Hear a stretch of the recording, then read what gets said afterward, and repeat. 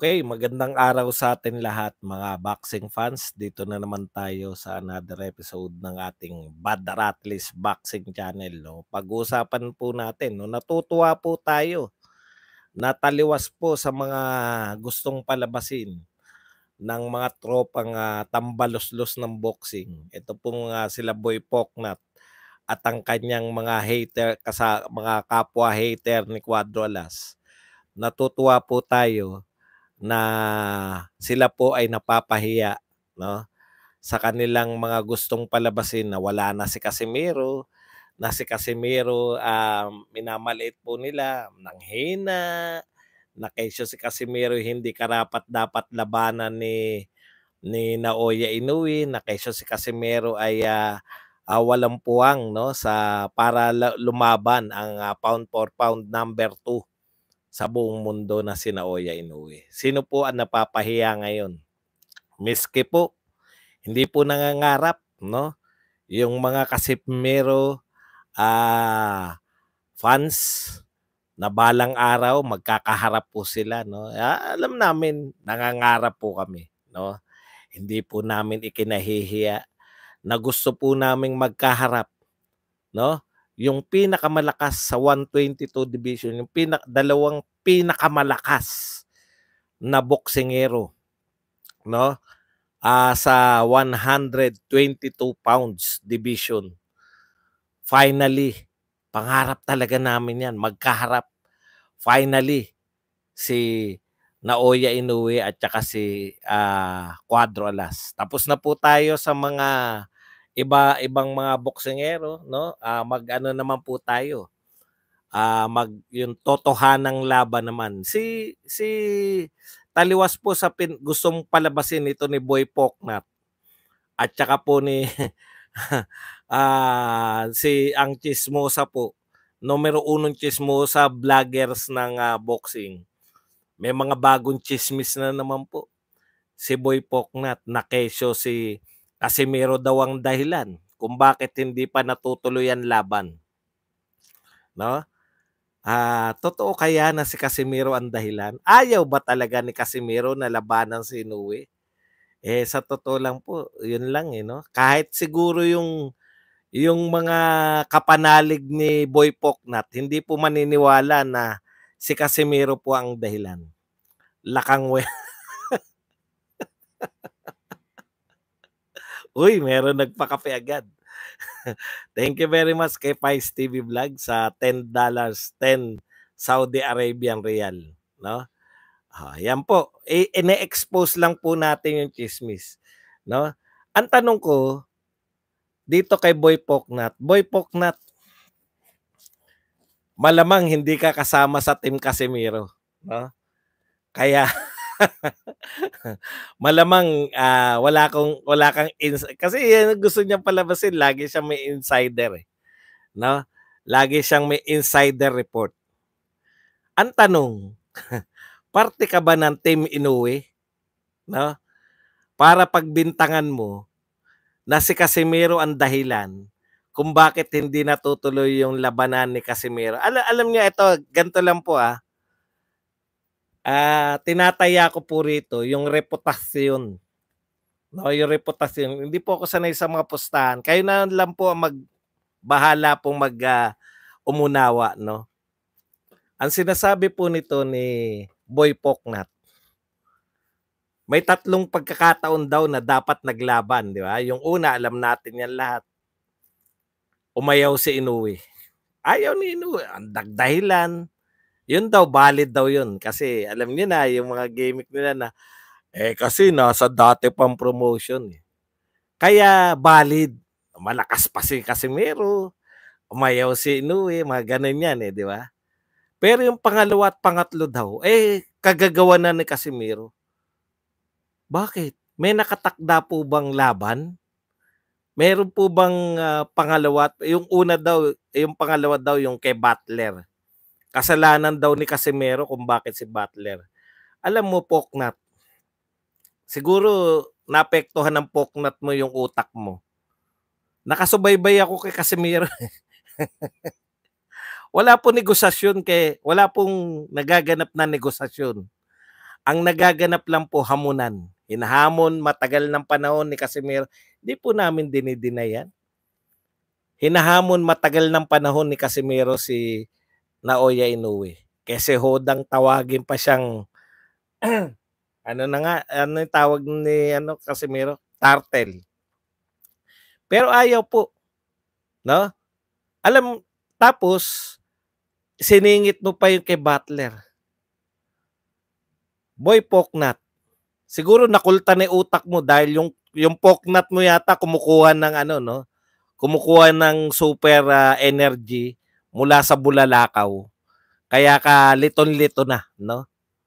Hindi ko alam kung paano mo na iugnay si Butler, si Casimiro ang dahilan kung bakit hindi na palaban si Inoue kay Butler. Sa katotohanan po, mayroong belt si Casimiro matagal na panahon. Kung totoong gusto ni Inoue na labanan si Casimiro para sa undisputed, nilabanan niya po. Para undisputed, sino ba pipiliin sa tingin mo ni Casimiro? Si Butler o si Inoue? Wala pong no? Ano po yan, no? Yung hindi po kinakailangan ng rocket science dyan. Hindi rin po kinakailangan ng maraming poknat dyan, no? Para isipin kung papipiliin si Casimiro, Butler o si Inoue. 'Di ba? Wala pong ibang pagpipilian eh. Kaso wala namang offer eh na mamimili si Casimiro kay Butler o kay Inoue. Pero in fact, kung gusto talagang lumaban ni Inoue, pwede talaga sila maglaban ni Casimiro ng may championship na may nagmamatter, na magiging undisputed siya. Hindi po niya nilabanan si Casimiro. Wala pong offer na lalabanan niya si Casimiro. Merong offer siguro pag tinatanong siya para hindi siya mapahiya. Matagal na pong tinatanong niya si Inoue ng mga fans eh. Ang mga Japanese fans, sa maniwala po kahit sa hindi, may clamor po na maglaban na finally si Casimiro at si Inoue. Kasi yun na lang po eh. Gustong-gusto po nilang paglabanin si Inoue at si Casimiro kasi naiinis na rin po sila sa pang-aasar ni Casimiro kay Inoue. Ang akala nila kayang-kaya ni Inoue si Casimiro. Katulad ng akala nito nila Poknat, ng tropa nila Poknat. Okay. Huwag mo sisihin si Casimiro sa nangyari diyan sa Butler na yan. No? Hindi kasalanan ni Casimiro kung siya ay nagkasakit bago ang laban. Sino ba may ayaw na lumaban ka? Pag nagkasakit ka ba, may pera ka? Ikalawa, supposedly laban nila ni Butler. Sino po bang may gusto na matanggalan siya ng corona? Sinadya ni Casimiro na matanggalan siya ng corona? Mag-isip-isip ka nga, Poknat, bago mo sisihin si Casimiro.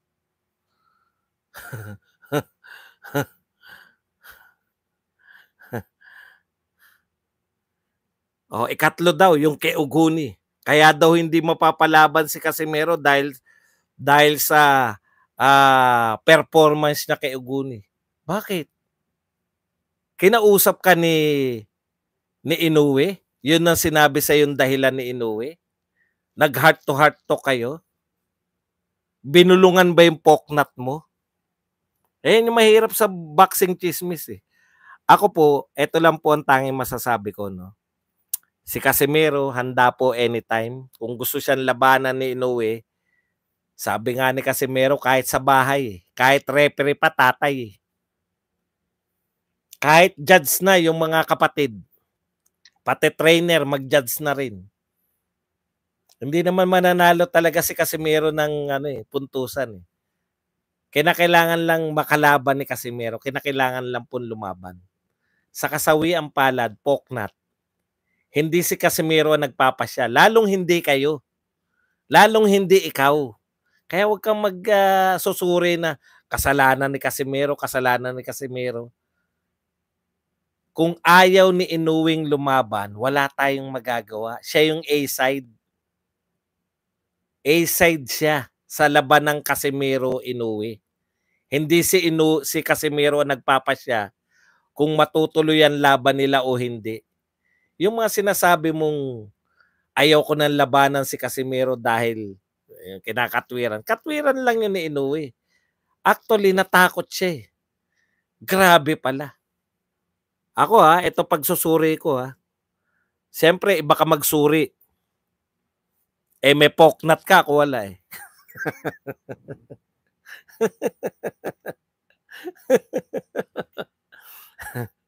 Hindi Okay. Ito ang aking matalinong pagsusuri. No? Nakita niya, mahirap kalabanin si Casimiro dahil napakalakas sumuntok. Given na yan. Wala siyang tatanungin sa Japan na nakalaban ni Casimiro na magsasabing mahina sumuntok si Casimiro. Alam na alam niya yan. Ngayon si Uguni, nakita niya kung saan-saan nagmumula. Sinasabi niyo nga, mahina, palit trainer di ba? Kami po hindi, magalang po kami sa mga boxer Ginagalang namin, respeto namin si Marlon Tapales. Talagang super lakas lang talaga ni Naoya Inoue. Pero never po kaming mananawagan, no? Ako particular, never po akong mananawagan na magpalit ng trainer. Hindi naman kami bastos sa mga boxer Magalang po kami sa mga boxer. Mukha lang kaming bastos. Ganun talaga pag mga gwapo Di ba? Nababastosan kayo kay Daniel Padilla. Ganun talaga pag mga gwapo, mukhang bastos. Nababastosan kayo kay sinisyota ni Blit, Andre Brillantes. Pag mga gwapo talaga, medyo may pagkabastos ang tingin. Kaya nababastosan kayo sa amin. Pero hindi kami ang bastos Ang bastos, yung nananawagan na magpalit ng trainer nang hindi niya naman kaano-ano yung boksingero. Yun ang tunay na bastos. Yan po si Boy Poknat. Okay, balik po tayo. Balik tayo sa punto ko. Ang tanging punto ko po, no? Siyempre, nakita po yan ni Inoue. Ang lalakas ng suntok ni Casimiro kung saan-saan nagmumula. Hindi niya makita yung ibang suntok ni Casimiro.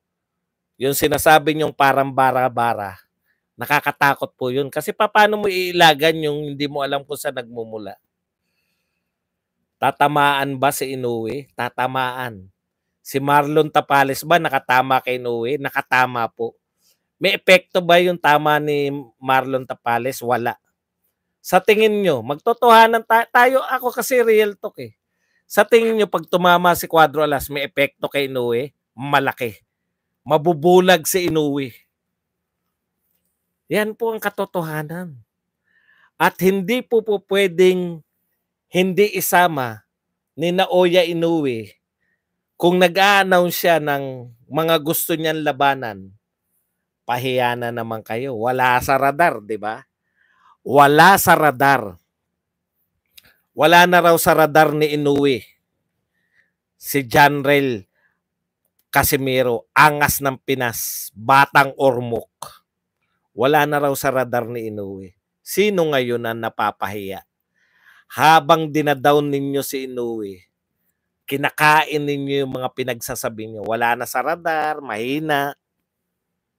Bakit kasama lagi? Hindi po kami nagsabi niyan.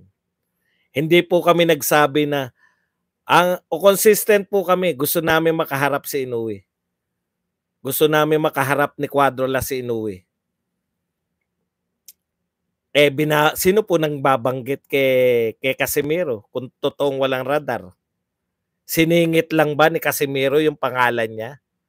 Hindi po. Sino ngayon na napapahiya? Pahiya na naman si Boy Poknat. Kaya po, ngayon pa lang, no, nagsasabi na kagad si Boy Poknat, pag hindi na naman natuloy yung laban, ang may kasalanan na naman si Casimiro. Paano mo nalaman na si Casimiro may kasalanan lagi tuwing hindi matutuloy?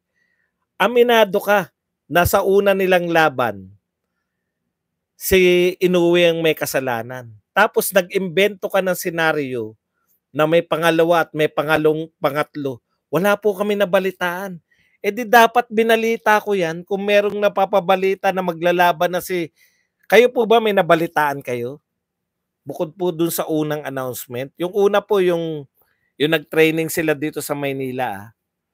Yung naging vlogger po yung mga kumakalaban sa kanya ngayon. Tapatin nyo nga po kayo, ako. Meron po ba kayo nabalitaan na maglalaban dapat si Inoue at si Casimiro? Wala naman eh. Imagination lang yan ni Poknat eh. Mahirap po kasi pag may mga Poknat ka, hindi po matino ang yung kaisipan. Real talk po yan. Napag-aralan po sa siyensya yan. Pag may Poknat ka, hindi po buo ang protection mo. Kaya po yung mga energy na nagmumula sa kalawakan, sinasaluyan ng Poknat. Tapos hindi maproseso ng utak mo, kaya chismis ang lumalabas.